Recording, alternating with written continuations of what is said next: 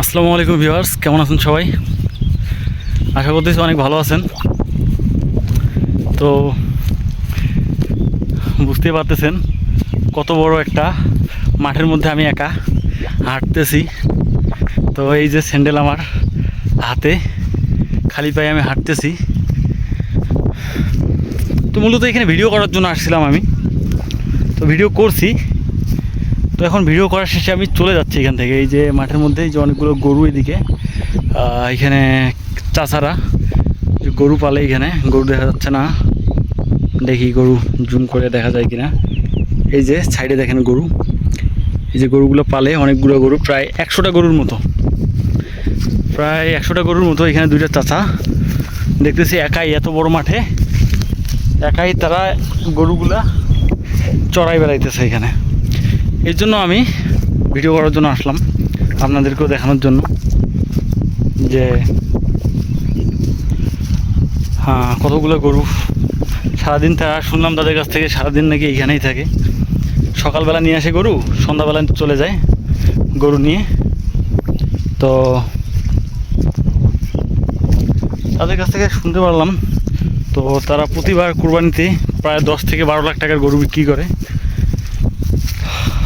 এক একজনের বাসায় প্রায় সর্বনিম্ন 20টা গরু থাকে। গরুগুলো নিয়ে আসে, পালে। আমি এই জন্য আর কি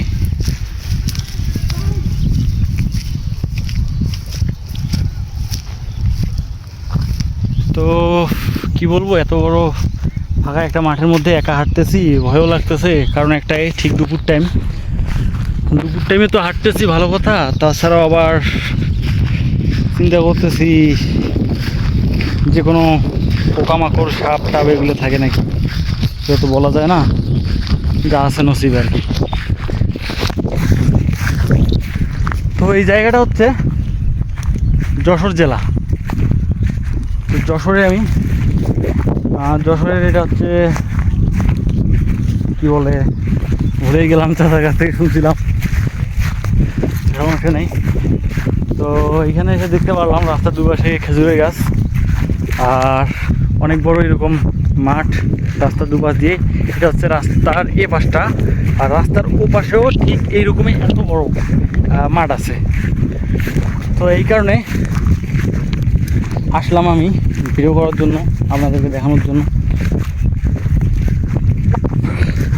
তো রাস্তাগুলোতে আমি দেখলাম যে যশোরের রাস্তাগুলোতে খেজুরের গাছ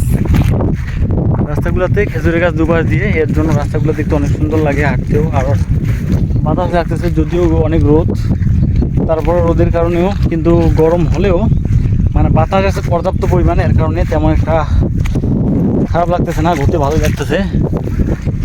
জলের পিপাসা পাইছে, আমার একটু পানির পিপাসা পাইছে। আমি দেখি সামনে গিয়ে পানির খোঁজ করি, পাই কিনা।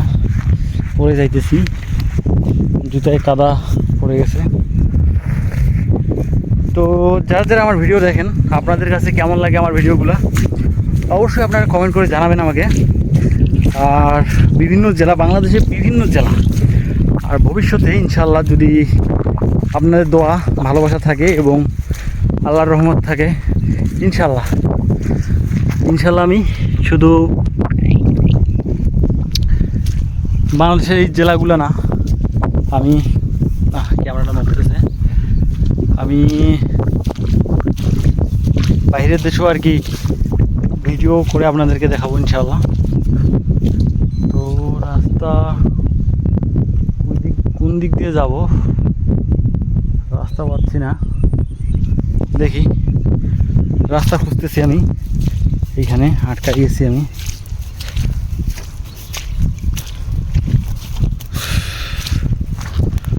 উদাস দুপুর বেলা সখী আসবে কি একলা নদীর ঘাটে রে, দেখতে তোমায় মন চাইছে, দেখতে তোমায় মন চাইছে। তো বন্ধুরা, সবাই ভালো থাকবেন। আজকে ভিডিও এই পর্যন্ত, সবাই বেশি করে সাপোর্ট করবেন। আল্লাহ হাফেজ।